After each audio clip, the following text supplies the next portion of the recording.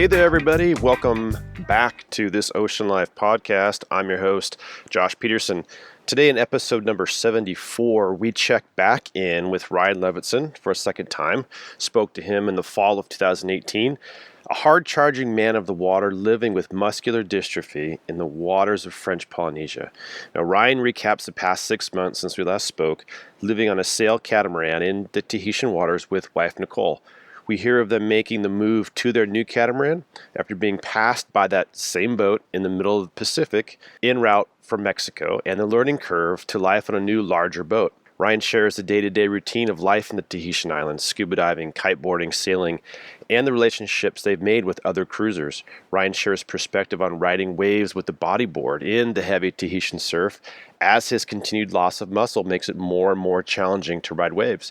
We hear about a perfect paradise island that he and Nicole have found with incredible surf and amazing local people, which Ryan is keeping secret, but I'm going to get it out of him. So, thanks for sharing Ryan's ocean life with us. You can find pictures and video of him and Nicole on their YouTube channel, Afloat. And let's mellow out and maybe even stop using single-use plastics. I just read a report that about 30% or so of all single-use plastics never make it into the landfill and end up floating out to sea. So, thanks for being here, supporting the podcast. Now, let's get into the ocean life of Ryan Levinson. Ryan Levinson, welcome back to this Ocean Life podcast, man. Thanks for having me. Glad to be here. I'm so stoked I got a Facebook message from you maybe a week-ish back. You're like, hey man, I'm in town. Here we are first. Sorry folks listening. We're in a town called Saratoga right next to Santa Cruz. Yeah. And this is where your beautiful wife's from. And so you're back visiting, but you reached out and said, I'm here, let's connect. And so Here we are connecting, man. Yeah.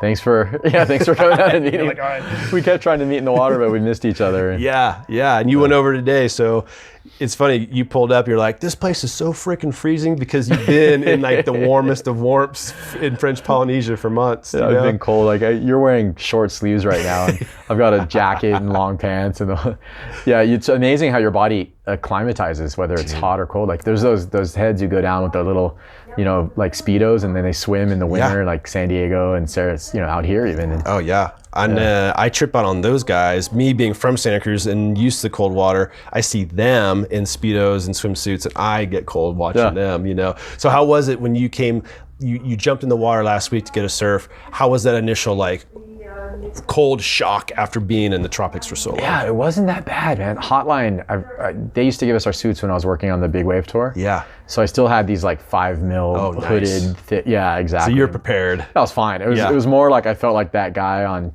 that movie that they always play at Christmas time, and it's the little kid. Ralphie, with the Gumby. Yeah.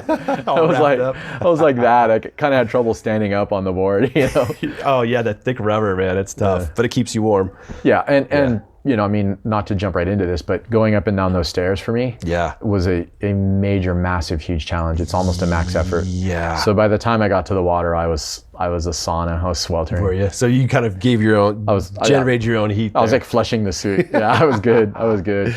So then let's kind of rewind, because when we spoke last, it was in November, and you were here. I was in Santa Cruz. We're like 10 miles apart, but we still did it remotely. So now it's killer that we're able to do it in person. Yeah. And we talked a lot about you growing up doing a lot of cool things and then getting muscular dystrophy. Yeah. Your life going through that. It's an epic episode for folks listening. It was one of the ones that just skyrocketed off. I know a lot of people have heard it. Oh, wow.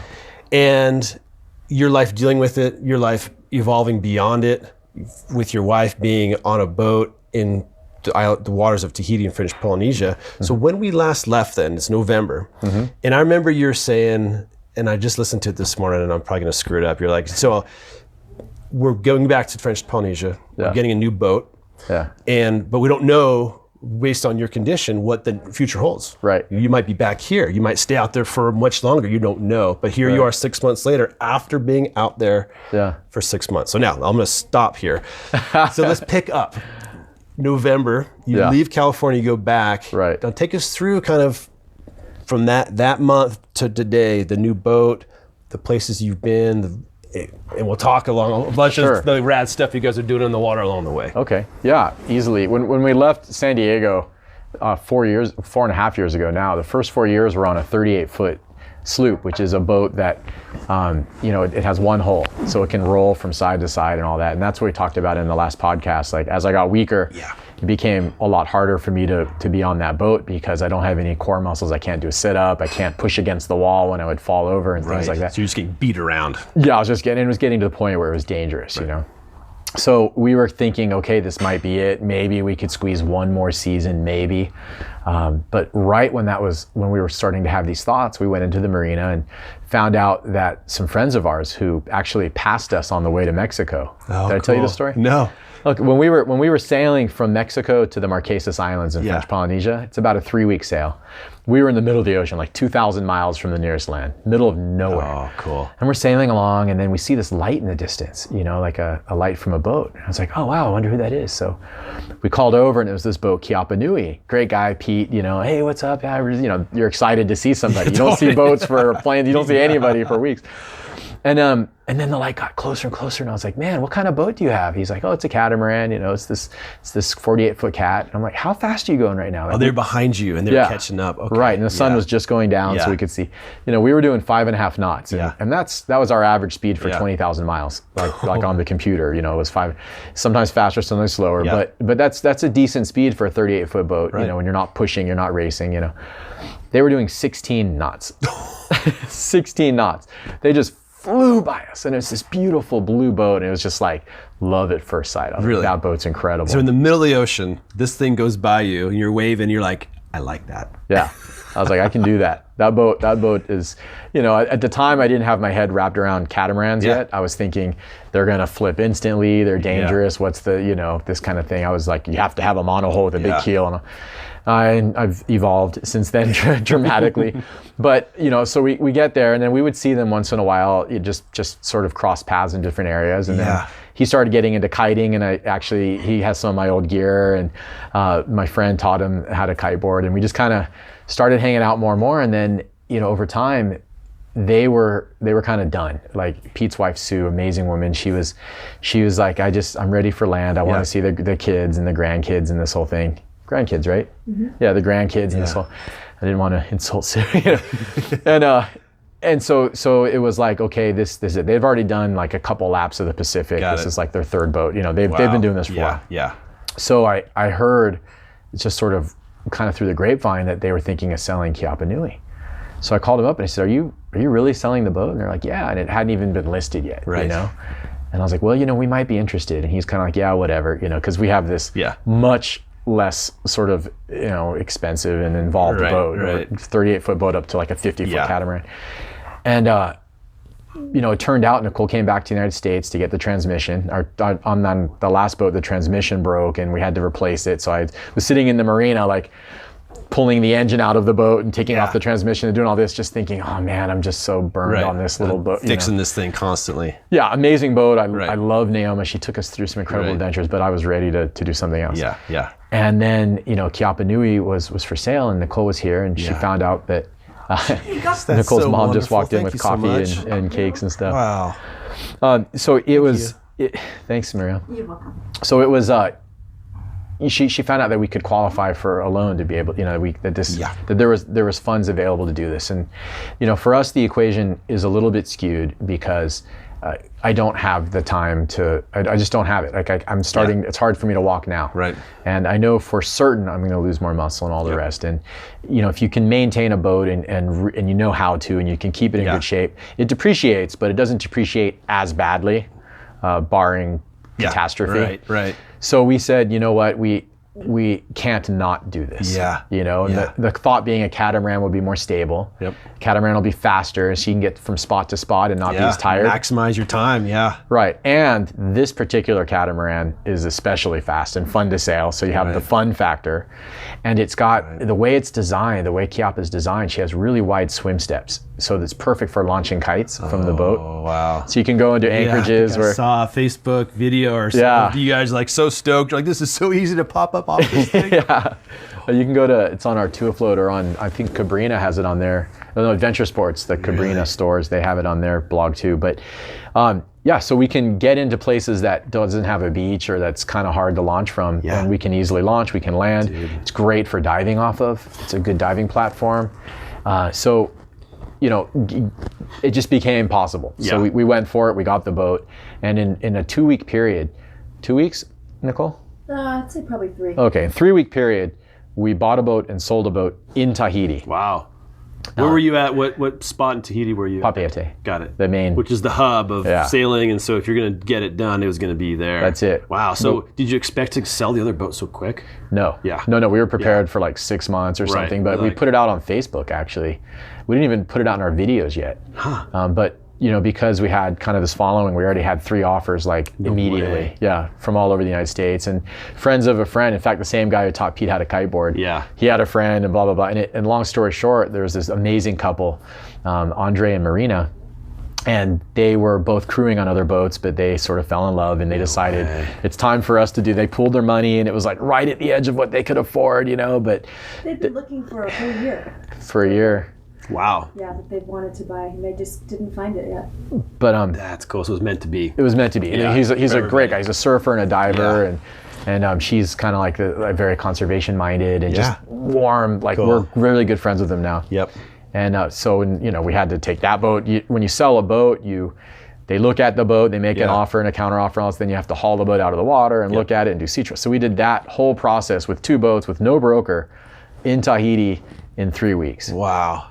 Wow, so you got it done quick. So you just basically house swapped almost, kind of, yeah. Boat swap pretty quick. Yeah. So then you're in Tahiti, you're getting this done, and then I also saw a video where maybe you were sea trialing it with Pete, the owner of Kiapa Nui, and you're just like, dude, I can't believe we're going so fast. Yeah. But there's also the learning part, because it's a sailboat, yes, but it's different, right? It's a catamaran. There's different, radically different. Yeah. It's insane. There's catamarans. This catamaran, okay, I should back. There's different kinds of catamarans, right? You've got the catamarans that are kind of like that you go and you charter a boat for a few weeks, or the catamarans that most people have. Mm-hmm. And they tend to be heavier, and they have a shower in each cabin, and there's very comfy. Yeah, they're comfy, and they have compressors and generators and all that shit. And they're kind of heavy, and they're not that much faster than monohulls. They are faster, but they're not that much faster, and they're just more stable and more comfortable. Then you've got the far other end of the spectrum where you have the carbon fiber, super whiz bang, crazy cat. Kiapa Nui's kind of in the middle. She's comfortable and she's big, but she's super light, and she doesn't have all this extra Gucci kind of stuff. It's simple. She's designed to.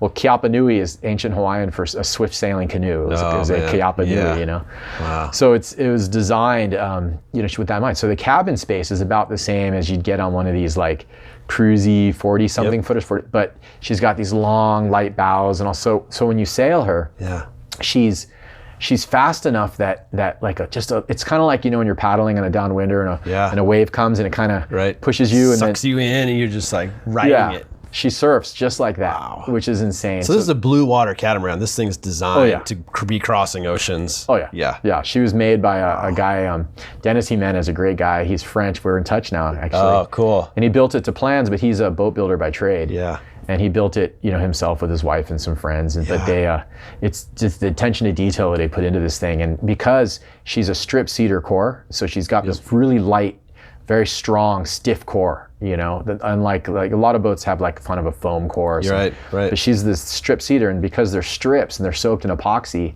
if there's a ding in the boat, it doesn't suck in water. It only goes to where that strip is, right? Yeah. And then she's got these diagonally crossed like glass with epoxy, sort of sealing it all in, making it a composite structure. Wow. And then that's all epoxy together. So the boat's just, there's all flex and catamarans, but this one is really, really stiff. Jeez. And so you guys started, you transfer boats, you move your stuff on. Right.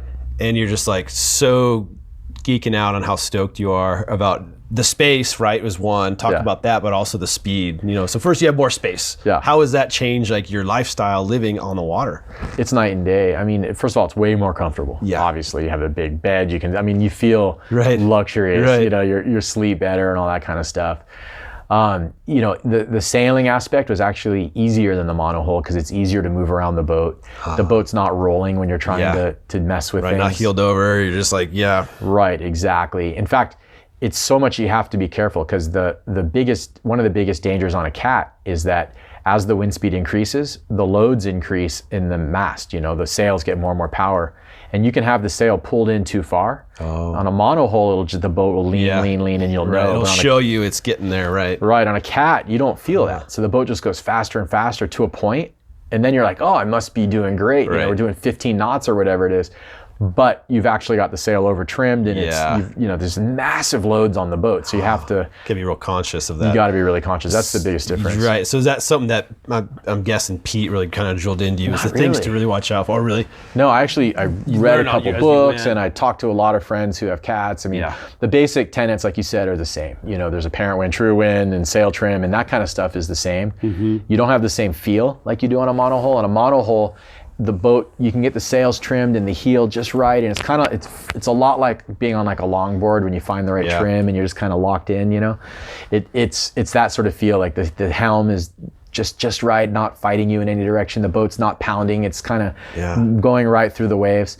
Cats doesn't have that kind of feel. Cats, it's like a video game almost. You're looking at screens and seeing what the winds are doing, because as you go faster and faster, you start generating your own wind kind of. It's like the headwind that you make from your speed increasing, the boat responds to that. So you start trimming for that wind, the wind that you feel, not the actual wind. That's what the boat, and then it just goes even faster. So the wind can be behind you, real wind, like if you were dead stop, just sitting at anchor, the wind, could be behind you, but you get going so fast that you start feeling kind of a headwind, and the wind feels like it's coming from almost in front of you. Wow.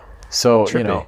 and then, in our video we're putting up pretty soon, I showed the instruments. It's like 9.5 knots of boat speed and like 10.5 knots of wind, Wow. That's cool. So a whole new paradigm kind of. So that's new paradigm. I'm guessing part of like the excitement from you guys is bigger, faster, but then just something kind of new and something to learn, right? All that stuff. So you get this radical new boat, and then what? So did you have a course plotted out? Like you had some spots you wanted to hit over the next few months. How do you decide where to go with so many epic places at your disposal? It's a huge sense of freedom, because the cats, they don't draw as much water. The fin on the bottom doesn't go down as deep. What's the draft of that thing? I say 4 feet just to be safe, but it's closer to 3. Jeez, Yeah, so you can get into water you can stand in. Right. And there's these like little windows actually down below that are like kind of the escape hatch, and if it flips, you can pop out. Yeah, theoretically. They can't sink. That's the thing about cats that's unreal, is they literally can't. It's made out of wood. There's no keels on it. The only heavy things are the engines. Yeah. The boat you could throw a chunk of dynamite in there, blow it up, and just have a bunch of floating pieces, So even if it flips, it'll sit down. The plans, we have line drawing for how the boat will sit upside down in the water. Oh, that's cool. And you just wait for help. But regardless, there's these windows, so you can go into places that are super shallow, and you can be at anchor and sit on the pod or something, just open the door and look out the window and watch sharks and rays swim by, and 4 feet of water, it's unreal. Gosh. So to answer your question, we wanted to learn the boat first. So we just kind of started pinging back and forth between Tahiti and Moorea. But what's sick about this boat is, because she's so fast, we can actually sail to conditions now. So like before, we would go to a place and say, okay, we want to surf, so we're going to go to this spot, and we'll sit there for a while. When the surf's good, we'll surf and whatever. And oh man, what a bummer. Surf's flat, but there's really good wind, but it would take us too long to get to the other place. So we'll hang, right? Yeah. Now we can get to the other place. So we're on it. Let's go. Yeah. It's like getting in the car. All right, it's a surf trip. Let's just go an hour up the coast. But you just pack up and you're jamming now in this new boat. And because she's so much easier to like weigh anchor, to bring the anchor up and to get the sail started, and everything is just designed for simplicity. Pete did an incredible job getting the boat ready to be sailed. And the dinghies on these like poles that lift it out of the water, instead of, we used to have to put it on the deck and tie it down and all this.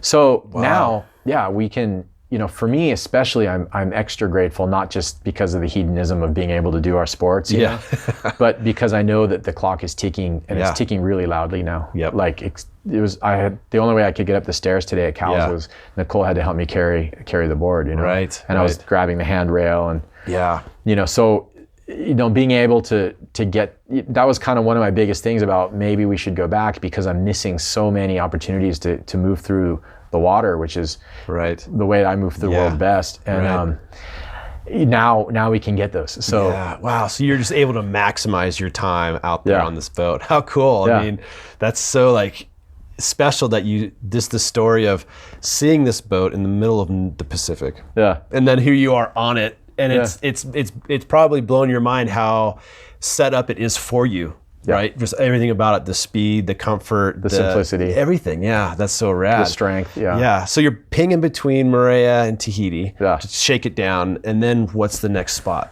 Well, it's a real seasonal thing for us. Like cyclone season, kind of hot and rainy in the Societies, so we might move up to a different island chain that's got some really good diving and some fun surf, but not so much kiting.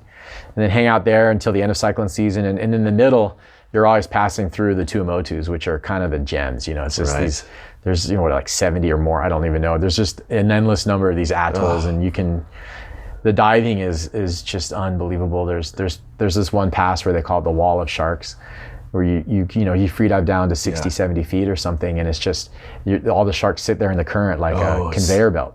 So there's literally hundreds of sharks just sitting there, very calmly, just swimming against the current. Jeez, and you guys hit that. You saw it, dove that spot. She hasn't. She's seen it from the surface. Yeah. She's at 40 feet now. Yeah. He can free dive down to 60 and hang out for a little while. Yeah, but she's I cannot. But I will get there. But she's got a 230 static now. That's good for her. Oh, that's really good. Yeah. So talk about that. I mean, so like along the way, you're not just like sailing and hanging out and anchoring up. You guys are very active, both of you, in the water. And so again, you mentioned already surfing, kiting, diving, free diving, but also scuba. Yeah. So I mean, talk about. I mean, how do you decide what you're going to do next? I mean, is it just based on if it's windy and waves and it's epic conditions, like underneath the water? How you kind of decide day to day what you're going to do? That's literally what we do. That's kind of my job. Yeah. So we have enough access to weather information that we know if swell's coming, we know what the winds are doing, and we sort of know the area that we're in. What are the swells? We've been there long enough now. Got it. And that's cool. There's kind of a network. There's like a bunch of heads on different boats in different areas, and you kind of know like what spots are on and things like that. That's sweet.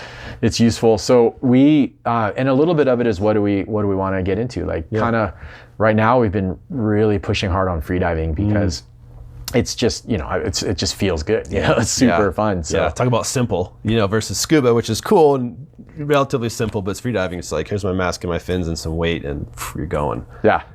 So we mix it up. We've been pushing deeper depths. We've been practicing like the CO2 tables, Yeah, cool. And Nicole kind of used to just free dive a little, but she started frothing. So I was like, hey, if you're into it, let's go. So like, we just came back from West Marine where I bought, a dive line. Yeah. So, we can then a bottom plate, so we can. Yeah, and see, get down there. We can set it. And then, Shearwater, they make the Tarek dive watch. It's just insane. It has a haptic alarm. It buzzes instead of beep, so it doesn't scare fish and things like that. Oh, that's cool. Yeah. At depth it buzzes or time? Whatever, either one. Custom alarms. Wow, and that's cool. And you're kind of into free diving. You can set the sample rate for the record, the Bluetooth to your phone, and you see the chart. So it's kind of fun. Cool. How fast did you go down? How fast did you come up? Yeah. So now for you, like with the condition of your muscles in your body, freediving, is there any, do you notice any huge challenges? Huge challenges even freediving? Yeah, especially freediving, because I can't lift my arms over my head. So for me, and I don't have a lot of propulsion with my arms, and my legs are weaker. They're okay. I can kick fins. Right. That's not a big drama for me, but I can't streamline really well, because if I put my arms over my head, I end up really arched and my shoulders wing way out because there's no muscle to hold them down. And the only way I can put them over my head is to clasp them together and sort of kind of push them. It's not really like holding them up. It's kind of this. So, that presents some challenges for some techniques in freediving. Right. But I'd say mainly the streamlining is hard. And also I can't like turn my head up the same way. So if I'm in trim, like spearfishing would suck for me because I can't present. I can't present just like a torpedo to the fish. Right. You have to be vertical facing them. Yeah. Kind of more so. Right. If I can't, I haven't been able to load a gun in a year. The bands are just out of my reach now. Yeah. So then with like the weight and everything, are you, because you're limited, like your swimming ability is not as strong as it used to be. So are you using less weight in case you need to like hit the surface in kind of an emergency situation? Like you won't be able to keep yourself up, or how does that? I try to wait usually for neutral at about 40 feet. Yeah. something like that. So how much weight would that be in that water? Because are you wearing a suit or just trunks? Usually this time of year, it's just trunks. Yeah. Maybe like a rash guard. Yeah. And I'm diving with 3 pounds now? 3 pounds. Yeah. That's not much. Yeah. When I'm diving with like a 3 mil, like a dive suit, I'll maybe wear 6, maybe. Yeah. I'm wearing a 7 mil and I'm putting 21 pounds on. Yeah, I know. I have 2 pounds on mine. Yeah, I mean, sometimes when we dive tanks, the tank is negative enough. You don't have to use any weight. That's so sweet. Yeah, it's a different game. But I think, the disease has been beneficial for me in freediving in the sense that, there's the disadvantages structurally and technique we just talked about, but the big advantage has been I've had to learn how to do things in an efficient manner because I don't have the strength to compensate. So if I'm anything from standing up, from lying on the ground to standing up to paddling to swimming to anything, I have to be, my only thing I've got is aerobic conditioning and efficiency. Right. So freediving is, it's 80%. How calm can you stay? How efficient can you be? Right. How little oxygen can you use? So I have the ability to very actively scan my body and release tension and That's cool, man. I love that because I can relate in the sense that as we all age, and certain, like, I'm not as fast to my feet surfing, so I don't shortboard as much, and my knees are kind of funky, and I'm making all these excuses, but still, you can either pine and kind of wish you could still do all that stuff, or you can shift a little bit, and as you're doing and very well is shift, of course, into new sports and different things, but also I think the mindset part is really key, because you can just go jump in the water and free dive, or you can just really just take that as an opportunity, and free diving is one, scuba is another, and all other things in the ocean, to just kind of use it as an opportunity to get your mind right too. Yeah. And like you said, that the body scan thing, getting yourself set, and then free diving, when you can do that, sometimes I'll run out. I'm so excited to go spearfish because it's crystal clear. And I know there's fish out there. I'm just in the water, all of a sudden I'm just like, oh man, I'm not really that zoned out. I'm not really chill. Why is my bottom time so shitty? And I'm still in like land amp mode. Let me just bring it down a notch. It's like when you dive to numbers instead of diving to feel. And when you do that, the whole experience is different. You're just like so much more part of being underwater. So that's one of my favorite kind of ways to free dive actually is there's this anchorage we like to go to in Moorea that's sandy and it's about 12 feet deep. And I like to just be naked or just in trunks, no mask, no fins, and just swim down as best I can. And then I'm usually pretty positive, but just to be. Because for me, gravity is a real bitch, So being underwater, I have way more mobility. So to me, like the ocean is a greater sense of freedom rather than a sense of restriction or encumbrance. How about your fins? You have like super stiff fins to try to get more oomph out of your kick or anything, or just normal free dive fins? I've been diving Omer Stingrays, but I've just got a pair of Mako carbons, so nice. They're in the other room. So we'll let you know. But no, soft. It's I'm kicking from the hip and again, technique. When you're we don't have to do anything. Like out here, you're swimming against kind of like there's a lot of surface swimming sometimes, and and out there we literally just jump off the boat. That's straight down. And if we're diving like with pairs, it'll be one up, one down, and whoever's up is holding the dinghy. And just drifting with it. Dude, that's so sweet. I just need fins to get off the bottom. Really. That's it. Yeah, that's sweet. Now diving. Have you, I won't say yes for you, but I'm guessing there's times when you've been freediving and you saw some epic game fish where you're like, holy shit, I wish I had a spear gun right now. There's so many, so thick. Is that every time you go out? I mean, it's so thick with tuna. Really? There's dogtooth tuna at every pass. Big badass ones, huh? Big ones, big boys, I can't spearfish because I can't hold the gun, I can't load, but our friends do, And the challenge is getting them before the sharks, boating them before the sharks tear them up. They're fast. They're super fast. They're big, healthy tigers in the just out. Come closer. Yeah, please. But they're healthy. They like their fish. And they see a tuna kind of fluttering around. Bang, they're on it. I've tried with lines, but we always end up pulling up a shark. No way. Like the tuna will hit it, you'll feel it, you're pulling in the tuna as fast as you can, and then bang, you can feel the shark hit, and you're like, damn it, lost another one. Geez, so the tigers, you say they don't really? It's not the tigers. They're too much attention to. It's the grays, the gray reef shark. They're not they're not bad. We have a friend. Okay, I love sharks. They're beautiful. Yeah. They're powerful. They're curious. They're super intelligent. They've sometimes in certain anchorages where people are used to feeding them. Yeah. You'll walk around the boat and they'll follow you around the boat, Yeah. like kind of looking up. Right. Like dogs. Yeah. I mean, sometimes they do dumb shit stuff. We actually one attacked our boat a few weeks ago. Really? Yeah. There's these swim steps on the back of the boat, right at kind of almost at water level, right? And in the middle of the night, I heard this bang, like the whole boat shuddered. I was like, oh man, someone just nailed us. And I went up on deck with a light, looking around, and I didn't see anything. Sometimes like a tree floats down a river after the rain or something. Yeah. But there was nothing. So I was like, okay, a fish just bounced off the hole, and the boat's kind of light, so you hear it. And then Nicole went down the next morning, and she's like, there's this dead fish on the swim step, like a foot and a half long, like a pretty healthy little fish. And then she's like, what? No way, check this out. And I went down and there was a semicircle of holes. No way. On this. A bite mark on your swim so the step. shark was chasing the fish, and the fish jumped and the shark just went in for the bite and just chomped on the swim step. Any teeth stuck in there? No, but there's holes. It's like a perfect, we put the picture on Really? Facebook. There's a perfect semicircle of There's the little, holes there, and then you can see where he like dragged down. they scrape, yeah. Did you have to like fill it in with epoxy or anything? I or should, but I kind of like It looks badass. It's exactly, I want to leave it. I don't know, maybe I'll fill it in, I but think not it's paint it cool. or something. Yeah, if it's not leaking water or something. Yeah. So they're out there, and Yeah. you see them all the time, everywhere. Yeah. But we had a friend who was actually attacked.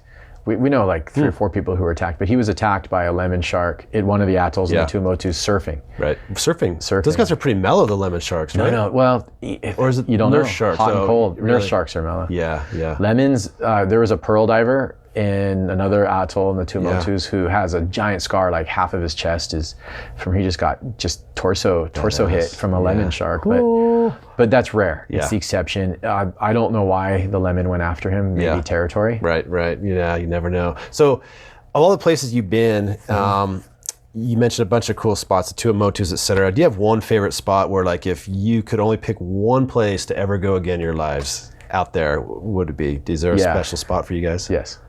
What is that? No.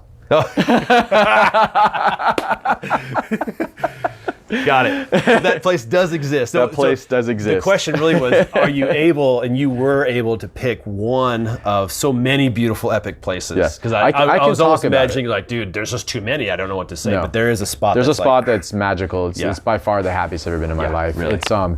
There's a place that exists. It's a cove. No. Yeah.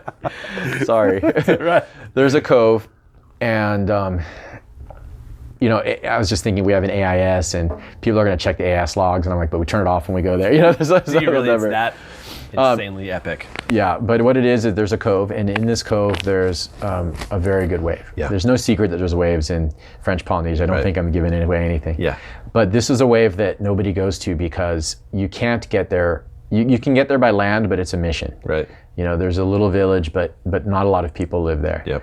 And there's no internet, there's no cell phone, there's no stores. Perfect. So there's none of that. And the anchorage from a sailing perspective sucks. It's deep and it's kind of a crappy bottom for the anchor, and you're always rolling swells just you're just rolling around all over the place. But there's like the level of it's like I'm trying to tell you without telling you too much, but like the wildlife is truly wild. It's like it's the kind of place where like they invite you for dinner and it's like a pig that they just hunted. You know what I mean? So it's like you might use the word pristine as much as hard as that is to kind of say these days. Like it's pristine, borderline-ish. Wow. Yeah, there's no trash. That enough is just like that paints enough picture to say that it's something like that. I can just imagine how incredible that would be. And the people are authentic. They still speak their native language. Yeah. In their, it's a unique dialect of their native language, and they still, like the little kids play in the river, and then the daddies take their little kids surfing, and then and it's just there's a couple waves. One's super heavy and like kind of the heavy dudes, surf that, and then the other wave is like just a super mellow wave, kind of like a California wave. And for me, it's a gift because I struggle sometimes on the reef passes. Yeah. Because the waves in French Polynesia they're all consequential. If you go on the wrong tide, you get sucked out to sea and you die. And it happens a couple times a year. Somebody gets sucked out. there's always on the radio, like the equivalent of the Coast Guard will be calling, hey, so-and-so in a canoe got sucked out to sea. Like, can you see him? Keep your eyes open. Wow. Right. And they're all super, like, I mean, you've seen Chopu, like Chopu, like that's not what they're like, but they're somewhere. They're heavy. It's reef. And it's heavy draining, reef. Yeah. Shallow. Right. So even for me, like, it's hard to kick against just like a couple knot current. Yep. And there's always current. So it's hard to stay in the right spot, and I'm all on a bodyboard now. I can't surf at all. So hard to get into the wave. And if you don't commit, you certainly won't catch it. Right. But if you do commit and you just don't have the horsepower. Right. You're just hanging in the ledge. Yeah. In fact, at this great spot, this is a funny story. We were at this great spot, and there's this little kid there who loved us. He has a disability, actually. Yeah. He was a little kid with a disability. Ryan. He go, Ryan, tube. I got a little barrel there in front of me. He's like, tube. And from then on, tube. But he surfs every day, like the heaviest frother you've ever seen. Really? And it's sick. I mean, he doesn't have fins, so he would put like slippers on his hands, to catch, to paddle, and on a boogie board. And all the little local kids would like kind of push him out. These little little groms, how old were they? Like 8 maybe? 8, 10? 8 to 12. 8 to 12, helping, like they'd help him out, and then they'd cheer him into a wave, and then he would catch a wave, and you would hear him screaming, like just so, and he'd be out till dark, and really, and then the day after we got to know him a little bit, there's a little kind of like a little pier thing sort of over by shore, and in the morning he would go sit on the pier and wait for us to wake up, because we were anchored, and then I'd go on deck and he'd get excited, but I'd kind of do my yoga and stuff, and then finally he knew. Just hear this in the background. Woo-hoo. Yeah, woo. No way, he tried to wake you guys up. Yeah. So we'd go pick him up, and he doesn't speak a word of English, and he doesn't speak even French. He only speaks his native. Wow. So he would sit on the boat and just so stoked to be around the energy, and we'd let him drive the dinghy with us, But his dad was like the heavy, right? He was a great guy, like one of the nicest guys I've ever met. Just solid muscle, right? Just thick. And charges, just really a good surfer, not flashy, and just riding his old beat up, chipped up, ancient waterlogged board and just taking off. And had the place dialed probably. Yeah, dialed, and he's fit and just a great guy. Yeah. You get this one. I'm like, it's your, no, you go. Just one of the true Polynesian. And it really is like that. You paddle out, everybody shakes your hand. Yeah. It's just, wow. So anyways, his kid, is always hanging out on the boat. And one day, the heavy left was breaking, and I decided nobody was out. And I kind of, that feeling where you look at the wave and you want to surf it, but you kind of don't because it's kind of heavy. But if you don't go, you're like, you're gonna regret you didn't go. Right. And I was still kind of thinking like, I can do this. Right. I can do this. So I went out there and I'm like, I'm going to do this. And I think this was the last time, I'm pretty sure, that I will ever get to have that experience. Yeah. Because this was when I for sure had crossed the threshold and was starting to be a danger to myself. But what happened was I went out to the heavy wave. There was one guy surfing kind of this in-between wave on the inside who we knew. And he's kind of looking at me like, whoa, okay, And I've surfed the heavy wave before. Yeah. It's just, I'm alone now, and it was kind of... Describe the wave though, sorry. Give us a little... It's a slabby left. It breaks really fast along a kind of jaggedy coastline. And the last section, it lines up. And if you're not kind of set up and in trim, right, it's a gaping barrel, but it's kind of short. But if you don't make that, you're right onto this jaggedy razors. Yeah. And if you do make it, it's still fast, and but you can get out and make it to the channel. But the takeoff, it's kind of like almost like a wedge kind of thing. It bounces and doubles up. So it's tricky. It's tricky. Tricky, sketchy, everything. Yeah. Yeah, but you have to make it, You have to make it. So anyways, it's like kind of place you catch like 2 waves in a session, and you're like, okay, sweet. And you're out of there, yeah. Yeah. And you can't hop, you have to take off on the peak because of how fast it is. Anyways. Yeah. So I'm like, okay, I'm gonna go. Nicole's in the channel in the dinghy watching, and I turn and I go for it, and I just didn't get in. Yeah. And I went over the falls, and I got pinned on the bottom, and it cut me up, So I go back to the boat, and I'm kind of like, I'm proud of myself for going, but at the same time I'm bummed because I'm cut up. And Hardy, woohoo, so we go pick him up, and he comes out, and he's hanging out on the boat, and I'm trying to just kind of, I always try to communicate. Right. And I go, tu papa, the champion le gauche, he's the champion of the left, like the words that he might know, and he's like, oui, he's like really proud, my papa. And then he looks at me really seriously for a sec, and he kind of looks down at my cuts and looks back up, and he goes, you, no champion. Yeah, thanks. I know. Yeah, exactly. He meant well, but Oh yeah, that's classic though. Give it to kids to just like call it out. Yeah, Yeah. straight up, pure honesty. to give you an idea of how incredible the Polynesians are, Hardy, I'm getting a story a little bit wrong, so fix me, Nicole, but he was on the boat and we had some friends over that we knew, and we had like chocolate or something, and there was or some kind of snacks out, and we were all just kind of eating from this common plate, and then there was like one left at the end, a piece of chocolate or something, and Hardy picked it up and he was excited, and then he stopped, and then he like offered it to everybody else first. Dude, how's that? Yeah, like at 8 years or 10 or whatever he was years old. That just exemplifies that whole culture right there, huh? That's so incredibly cool. Similar story. We were at another wave down by Chopu, and I was on the dock, and there were these kids there. Did I tell you this story? These kids would sit there after school every day, and they would do flips off this dock, just over and over and over again, just so stoked. And they would ride their little BMX bikes back and forth. And Nicole and I would go hang out there sometimes and kind of rap out with the kids and talk story. And whenever a kid would come down with like a little, they don't have any money, this is like country Tahiti. They would come with like these little like kind of like snack food pizzas from the local store, and then like 20 kids would all gather around and they'd split it up, that's cool. or like someone else's mom would drop off like a Coke or something, and they'd all like share it, Wow. But when we told them we were leaving, they got panicky, and we didn't understand why, and they were like, you can't stay, wait. And we're like, what's wrong? Yeah. And then one of them like offered me like his half thing of water, like a bottle. I was like, I've got water, he's like, and then they got panicky again. And finally, one of them took off this little bracelet that he had made, and he gave it to me, this bracelet. And it turns out, we figured out that they were so distraught because they didn't have a gift. Wow, for you to leave with. Yeah, like they wanted us to remember, to remember them in the spot. Gosh, how does that like just help restore your faith in humanity when you see stuff like that, Especially at such a young age. Yeah, absolutely. It does, but also, you see in some parts of Tahiti, like ice. Well, not even Tahiti. In some of the islands in French Polynesia, ice is starting. Some Hawaiians went down there and brought some ice and kind of introduced. So now it's starting to follow the same path. Damn. In some areas, they just busted the first home like Tahitian-based meth labs. Two of them. Right kind of near where those kids live, actually. Damn. So it's, and from what we heard from another friend of ours who was down there at the end of the road, the locals used to come up and be like, hey, do you have beer? Do you want some weed or whatever? Now it's like cocaine. Yeah, do you have Coke? Do you have Coke? Oh, so it's moving, it's evolving the way, unfortunately, things evolve in rural communities these days. But that paradise place isn't touched at all by any of this. Yeah, that's cool. So when you guys go back and you're here for another weekish or so, will you try to make it back to that spot? Is that It's hard to get there. Is it?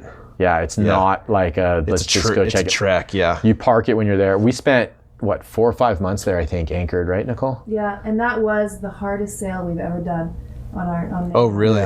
to get there. But once we're there, like when Nicole, like eventually you have to get food, right? So you have fish, like the local fishermen would always throw a fish in the boat or something, but there's fruit, like unlimited fruit. People would come with sacks of fruit because they don't want their, literally sacks of fruit. Please take this, yeah. Yeah, throwing it overboard at night, sometimes. But they, where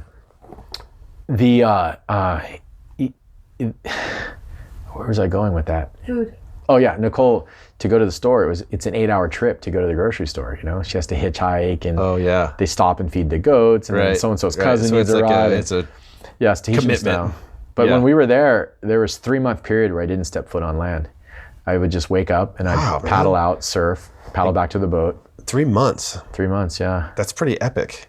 Yeah. How did it feel? Do you remember when you stepped back on land after that? Was it like strange-ish? Like what does that feel like after 3 months of not?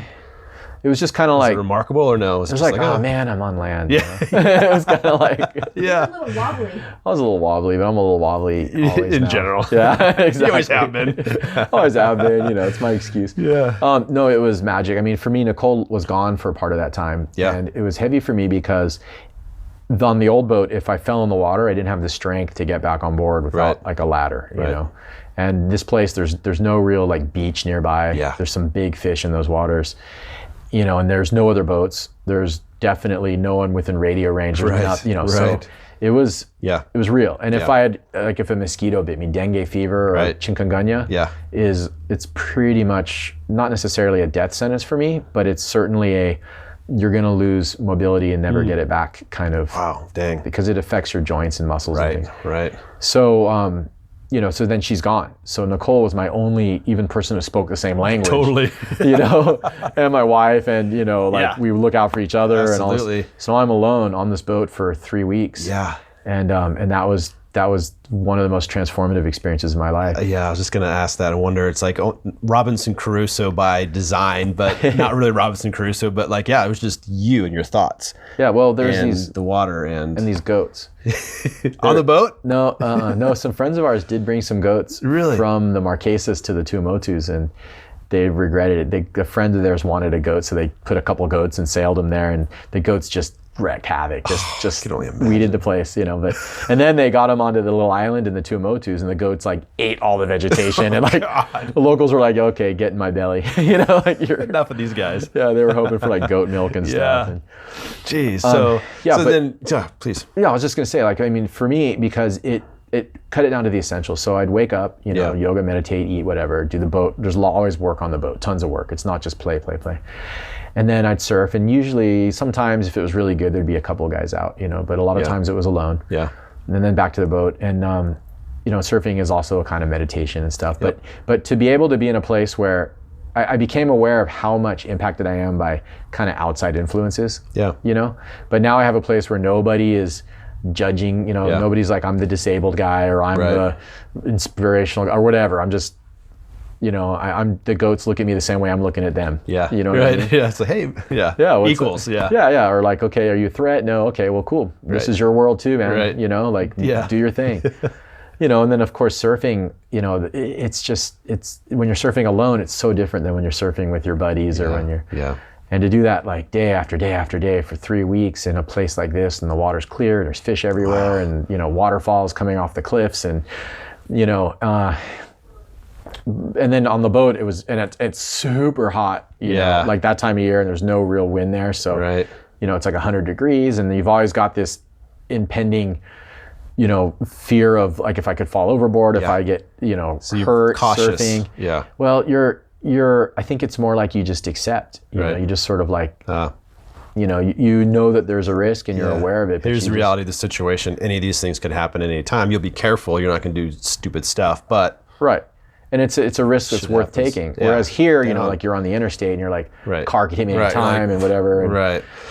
So how is that? So you're like, you're in this basically paradise, and you're moving around different islands, and some islands are epic, some islands are really nice, some you're like, oh, let's go. This isn't like really for us. Fine, has its own natural beauty. But you're legitimately in paradise, relatively speaking. And then you like get on a plane, you step off into Bay Area, super hard. California. Like, what's that? How? And there's people, and there's cars, and there's busyness, and there's just everything. clutter. It's almost potentially opposite ends of the spectrum of life, Yeah. and culture and everything. So It is. how is that? Just like, does it zap your head? How do you adjust to this crazy California freaking Yeah. life? It's hard for me. a couple weeks. Yeah. To be honest, now that we've done it a few times, I kind of know it's coming. Right. So You know what I mean? ahead of time, you probably use your meditation to kind of get yourself Yeah, a little ready bit. to like. You deal know, with it. I look at it like this, like it's almost like this is my work trip instead of my vacation, So when I come here, this is our chance to like get all the spare parts we Yeah, need. This right. is, and right now we're putting some new batteries. So I get to, I can do all the homework. I have unlimited internet. Right, I can, right. I can connect with my friends that I haven't talked to in a Yeah, long time. yeah. So that's, and I spend a ton of time on like YouTube, like Cabrina. I've just got a Cabrina foil kite. Yeah. So it's like Oh, man. how to foil. You know what I You mean? gotta pack all that in, because when you're in the middle of nowhere, you're not on YouTube checking stuff out. Right, exactly. And it's a chance to like really interact with our sponsors and pump out Yeah, content. And, right. So you're busy. You're not just like it's laying work. around like, oh, I hate all these people and all these cars. You're just like, I think you're maybe that's how I cranking. cope with it. Yeah. Is I just stay busy. Yeah. This time going surfing, like the last trips I haven't surfed, but this trip, Yep. we went, I went down and got in the water a few times, Yeah. and that helps a lot. And it helps, little things help, because it's like, now that we've been there, coming up on 5 years, Wow. it's kind of like that's the normal, and this is like the abnormal. Right. So instead of like, wow, this is a cluttered chaos, crazy place that I live in, my home. I can't wait to get back to my vacation. It feels like, Right. you know, we know the rhythms. You know, we have some friends there that we've spent a lot of time with, and some of them, you know, when you spend your buddies that you paddle with and that you free dive with, you're kind of you're in a vibe together, that's flowing, that rhythm, like you said. And it's not like your friends that you just go out to dinner with or something. There's like more of a family, and a heavier connection, and you look out for each other. So there's a lot of that, and but I mean, the thing that is nuts out here is is acrimony the right word? Like the hatred. There's so much hatred here, and judgment. And I don't want to I'm not trying to shit on people's home, you know, because there's a lot of beauty here too. Yep. You know, certainly. I think people here are always like searching for what's the right thing, and they're very much so. You know, passionate about their beliefs. Just the water sports. The athletes out here are intense, you know, passionate and innovative, and intense is one way to say it. Okay, you got that. You know? But you know, and it's familiar in a way, you know. But you're kind of past that, you know. I'm ready. You'll be ready to go back to your space in the world and do your thing, and back to that life that you've built for yourselves, that you're used to, that's familiar. It's more than that. The place there, because of my condition especially, it's like the place is welcoming me, whereas California, I feel like it's flipping me off a little bit. Yep, I can see that. You know, going up and down cliffs is super hard for me, so staircases suck. Putting on a wetsuit is super hard for me now. Oh, man. And taking it off, pulling, you know, I just don't have those... The crowds in the lineup, I can't paddle fast, I can't compete, you know, so all these things, it's kind of like California, I feel like, is, you know, unfortunately, because there's so many things here that I love. It's not as accepting of you and where you're at with what you're trying to do. You know, I get that, especially in the water. I mean, unless people know you, and again, it's even then. Yeah, really. Yeah, I mean, I had, you know, my home breaks that were great back home, and I have some really good friends from back there still. But you know, my main home break had a long staircase. And I wouldn't be able to carry a board down that now. There's no way. Or get back up anyways. And you know, and I go to the other breaks that I've surfed my whole life, or most of it, and I just can't compete, you know. The younger guys don't know, and it's just I just can't do it. I'm on a bodyboard, you know. That's like a huge in French Polynesia. They don't care if you're. They don't care what you ride. Everybody could be a floating log. They're like, right on. They are. In fact, in this Magic Cove, there was a day that we went out and kids were riding logs, just to see, just playing. You know. We went to one beach break, and I had my surf mat. Bitchin'. I love my surf mat, and I was out there, and there were two local dudes watching, and they had their boogies there, and they're looking at me, and they're like, "Oh yeah, this is great." They were on the beach. I kept losing it, and I would just swim in and grab it. I didn't care because it doesn't have a leash. And they're looking at me, and they're like, "Hey!" They're trying to offer their boogie board. Yeah, here, use this. Don't use that raft thing. Like, what are you doing? Like, can you imagine a wave in California where you're on the wrong equipment and somebody paddles out from the beach and goes, "Oh, use my board. It's way better." You know? Yeah. Oh, that'd be pretty rare. And I actually tell a story, and I don't feel stupid telling it, but it's a sign. It kind of wraps up everything we're talking about. Not that long ago, it was probably 2 months ago. It was like a Wednesday afternoon. I'm at the lane. It was like the high school or the middle school surf team. My kids are out there. It's nothing. It's breaking. It's nothing, right? So I'm like, I'm gonna paddle it from Cal's on this big 11-foot longboard and just check them out on the shoulder. Well, I paddle through. There's a spot between Cal's and the lane called Indicators, and it goes off when it goes off. It's a wonderful wave, but they hadn't been breaking because just the swell wasn't there. But I'm paddling up. I'm like, whoa, what's this? And one came through, and I got it. Great, you know. And then another one. I was like, whoa. And then to the surf mat, a good friend of mine. His name's Steiny. He's been on the podcast. He's a epic dude. You got to listen to his if you can download it before you go. I will. He rides a surf mat. He kicks out on a surf mat, and so we try to trade waves, and it's just the two of us. We're like, this is cool, but it's my buddy. And all of a sudden, this gal comes out, and it's just the three of us, and we're like kind of tripping out, like nobody saw it yet. And, you know, and like an hour later, there's gonna be 25 people, probably, you know, and we were like laughing, and I go, "Hey, you can have this wave," and to her, I didn't know her, and she looked at me like you're an alien. And then she's like, "What's the catch?" Okay, yeah. Is there another wave better she came out this huge smile, and I'm like, "Hey, I'm so stoked that I was able to give you a wave." She's like, "Nobody's given me a wave," and like, you know, I didn't know, like a stranger. Yeah.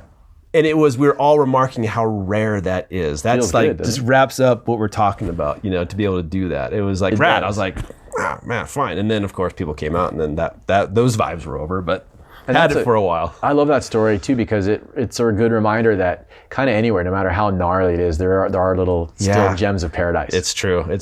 know? And what I noticed too is I shouldn't say everybody, the majority of people are able to get themselves in that sharing mindset when the conditions are right.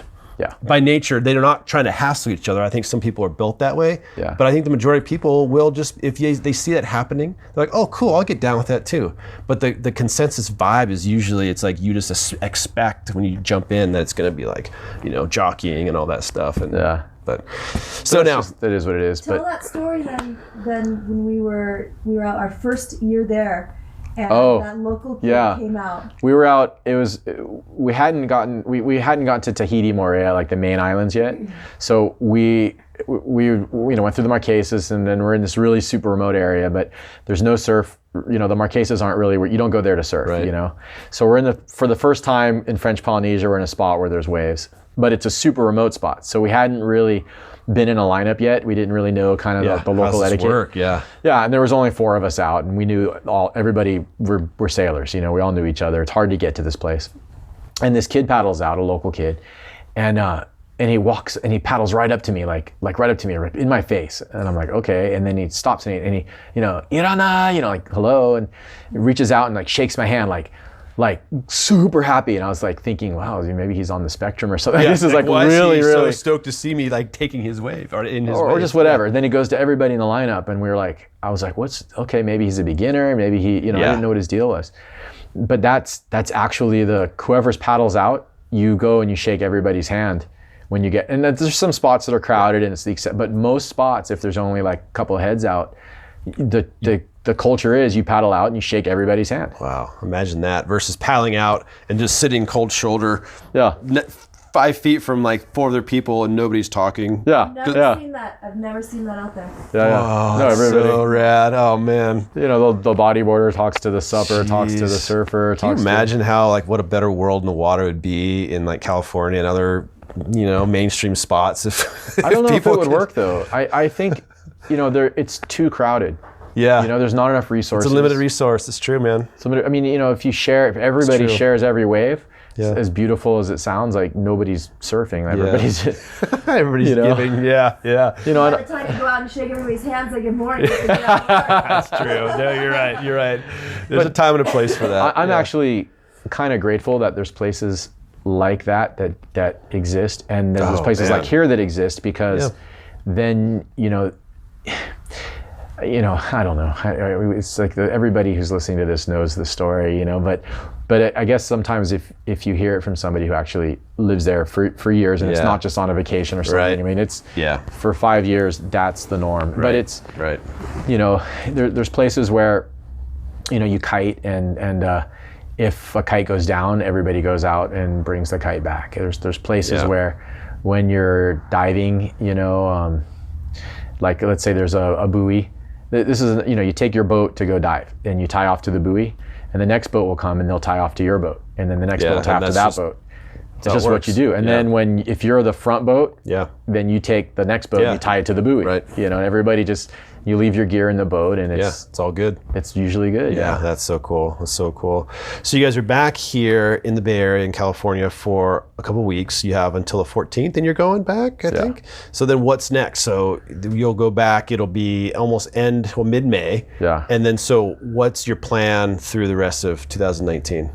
Well, Go back to Paradise, your Paradise secret spot? 5-minute static, 100-foot. That's the next. Nice. No, we're now that I've got that Tarek, I can really see the numbers. You I'm can not really just start guessing. geeking out on your time. Yeah, exactly. That's cool. Yeah. But hopefully I don't lose like what you're talking about, that feel thing. Yeah, you won't. I won't. But no, when we first get back, we have a lot of maintenance. A lot of what we're doing is just working on the boat. Yeah. There's a project I'm working on now. This is the first time. This is the world premiere of announcing this, but we're working with Hinano, which is a beer that's brewed in there, and Nicole and I are Hinano ambassadors now, which is kind of awesome. exciting. Congrats. It's great because they have a clothing. You get free beer. Yeah, no, we don't get free beer. I wish. No, we're on the clothing side. But what's nice about Hinano is that they're not trying to sell like I'm rad, I'm sexy, I'm whatever. Yeah. They're like, island life, all the stuff they were talking about right. the just the love of life and each other, and that's what Hinano's all about, and cool. it's kind of reflected in all their designs, and it's the vibe. But we know the people who work there, and it's just cool. It's incredible. But what we're trying to do is, and I'm in the middle of right now, is we're trying to bring out a couple of the disabled surfers, the top disabled surfers from Hawaii and California, to Tahiti. There's the people with disabilities in Tahiti are marginalized. There's not a lot of accessibility. Yep. Once a year they have like a canoe thing or whatever, or surfing thing. And we've made contact with the organizations that are there for people with disabilities, and all the pieces of the puzzle are there. Wow. Pretty much. Yeah.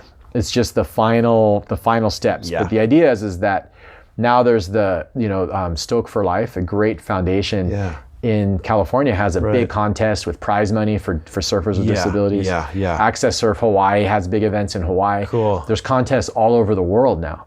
But Tahiti, which is one of the main seafaring surfing cultures, isn't represented at all because nobody knows you can surf. So I'm going to bring out these guys and girls to Tahiti. Nice. And they're going to train the volunteers and teach these, get some people going, and then leave their gear. Yep. And then just grow that program over there. That's it. Well, the whole idea is that hopefully next year these surfers can go to the mainland, stay with these guys, and surf these events. Got it. That's cool. And bring the culture. Bring them. Exactly. Yeah, cool. That's cool. So that's through this year, and then any certain spots or places of the islands you've never been. Going around that's your okay. question. When we first the logistic kind of step by step. When we first get back, there'll be some maintenance. Yep. We're gonna park and probably Morea. We kind of spend a lot of time there. Yeah. There's a spot that has. It's kind of got everything that we want, you know, right there. Yep. It's that spot that I was telling you where I can dive down. And, cool. But there's there's a couple good scuba spots right there. There's a place to get air fills. There's, great. One of my best friends lives right there, and his super hot daughter. Yeah. we tease him all the time, so I'm hoping he hears this. So anyways, we'll be, we're gonna park it in a great kiteboarding. It's all right there. It's all right there. It's all right there. So we're gonna park there, get some maintenance. Then we have to haul the boat out of the water and put new paint, which is a mission. Yep. And then after that, probably it's south swell season now. So we'll ping back and forth between the south swell wave spots and the when the trade winds blow the kite spots. Yeah. So we'll just keep bouncing and just see what makes sense day to day with your boat that goes 15 knots, 16 knots. Yeah. You can just blaze for a couple hours, 30, 40 miles away pretty easily. That's top speed. Yeah, usually we're in the like 6 to 12 knot range. Yeah. But yeah, so that's kind of that's what's next. Nicole's frothing on getting more solid with her freediving. Nice. Maybe, did you do the class at all, like an AIDA class or at I've not. I have tons of friends who have, and I've had a couple instructors on. Really? I have not. It's on my list, actually. Actually, it's funny, this weekend, a good friend, Morgan Hostry, who you mentioned, she's coming up. She's not a PFI instructor. I think she's a Naui freedive or a PADI, I can't remember. But she has a surf conditioning that thing. breath hold. She's going to come up and give it to me and some other NorCal guys just for fun to kind of like play around with it in 2 weeks. But no, my goal is, long story, is to, do the legit. It's the way to do it, man. Like, I'm a scuba instructor, right? Yeah. Been one for a long time. And obviously with scuba diving now, you go underwater and everybody doesn't, a few people will blow bubbles on their friends' regs, but generally, if you're gonna dive, you take classes and you get certified, But freediving, you're also underwater. Potentially, scuba diving, the hard part isn't learning the gear, it's learning not to hold your breath and how to do. Freediving, same thing. People hyperventilate and you get the shallow water blackout and all that stuff. So, I think certification classes are... Yeah, it's great. It's just starting to blow up. I really see here in Santa Cruz, there is maybe like one legit person who's doing it, but I'm from Santa Cruz. I didn't even know he was even here doing it. So it's super underground. Southern Cal, some guys in Oregon, Hawaii, I think there's a lot more going on there. Okay. Florida too. But the instruction, but a good friend of mine who's here, he's almost done with his instruction, so he'll become one. Because it's good. Everybody, I'm almost willing to say everybody, will say the same thing, which is once you're like, God, I was diving so dangerously. And so, because you just don't know, you're like, I'm going to hold my breath. I Right. guess I'll come up now. And you just don't understand any of it, So I'm a huge fan of training. Going to get my kids into it. Just, they might not ever pursue it seriously, but I don't care if we go snorkeling and visit you guys or something. I want them to know how they freaking, what's happening with the oxygen in their body and everything, so. And I think you reach new levels of performance you didn't know you had before. Yeah, for sure. You learn technique. There's a lot of instructors actually in Tahiti and Moorea, so we're probably going to hook up with that. That's rad. Cool. Yeah, and we'll just see where that goes. And then Solid. cyclone season, we're going to just disappear. Yeah. Back to your secret spot? Maybe. I don't know where we're going. That might be when I have to come visit you guys. Come on. You'll blindfold me for the long passage there, so I don't even know where it's at. Oh, geez. Well, I really appreciate, it's been epic talking in person, and thanks for reaching out and spending time on your work vacation. And geez, maybe we do another one of these in another 6 months and keep checking in, man. Can I throw a couple plugs? Please. We have our YouTube channel, To Afloat. To Afloat. It used to be, mostly like 12-year-old jokes and I remember Nicole in a bikini and that kind of stuff. Yeah. But it was sort of morphed since Nicole started editing them. I kind of was like, I'm always in a bikini because that's all I wear. yeah. But I mean, it used to be mostly about the fact that you're in a bikini. But it's cleaned up a little bit now that Nicole's taken over. Well, a few things. Well, yes, it's become a little more mature, but also Nicole has started getting more, like Nicole is a pretty good kiter now. She can do back rolls and she can, and her base, she's at that level, the early beginning of when it really starts to blow up. And she's starting to free dive. So now we're able to do those things more. So there's a lot more of that in the videos. Cool. Yeah. And a lot more of it on the different levels. So me and then her and you. And we're doing a lot more of kind of like what is sailing about and what is this and what is it. So very cool. Educational as well. Like this is what it's like. If you've ever thought about what is it like to live on a boat year round in the middle of nowhere. Right. And with some 12-year-old humor and Nicole in a bikini. You got to roll that in there. toafloat.com. Yeah. Okay. Awesome. So they've been awesome. And I mean, I'm really excited to still be working with Cabrina, so Adventure Sports is the local shops that I would check out. AdventureSports.com. Carries that line. Yeah. And we're just that's the main place. Their kites are just so friendly. Oh, Moto kites. They're so the moto kites are incredible. They're like autopilot. And then a really big one, and I can't believe I didn't say this earlier, but Hinano gave us a promo code. Oh, sweet. And with this promo code, the person, whoever it is, gets 10% off. Yeah. But they also donate 10% to the nonprofit that Nicole and I designate. Oh, that's awesome, man. And we haven't designated it yet, but it's probably going to be one of these disabled surfing groups an environmental group. That's cool. What's the promo code? Do you know? I'm trying to remember. I think it's Levinson10. I'm not sure. Verify that, and I'll put that in the show notes. Okay. So when this goes out in like a week-ish, maybe a little more, if you can, I'll hit you up or hit me up, and I'll throw it in there. I will. Sure, that happened this week, cool. so I'm that's sorry. exciting. Hinanolife.com is it. So thank you for letting me do those plugs, and super sick to meet you in person, man. It's unreal. Oh, it's way better fun. than over the phone. It is way better, man. It's just different. It's rad. Like remote, it's always cool, but like to actually see, I don't know. There's something that just amplifies like the understanding, I think, between people who don't. And I can't believe you get to play with Morgan. I'm jealous. Oh, I know. I'm so stoked. She's unreal. If anybody who's listening to this, if anything resonates and they want to reach out, I almost always get a few messages, but I feel like I should that more people are probably on the fence and don't want to. Yeah. Disabled, able-bodied, just hey, whatever. They can get me in the show notes, whatever. It'll be down there. But is there an email address you want to share right now? toafloat or just toafloat@gmail. Okay. TWO afloat@gmail. Cool. We'll throw that in there too. Sometimes we don't have email for a couple weeks, so don't be offended, but.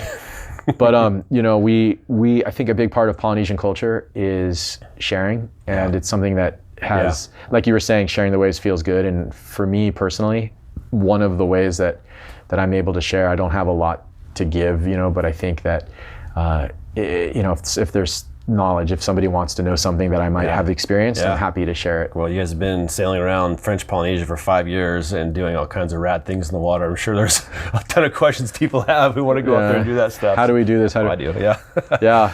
So reach out. Awesome. And legend, thank you. Cool. All right, you guys, thank you so much. Nicole, Ryan, it's been a pleasure. Super fun. All right. Likewise.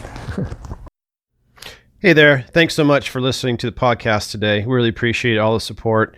If you like what you heard, please, hype us up on social media. Always appreciate, spreading the word.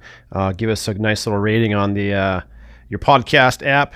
And just keep tuning in. If you're interested in being on the show and sharing some of your life stories, hit me up, Josh at thisoceanlife.tv. You can PM me on Facebook or Instagram. Anyway, thanks again for being here, and have a great day.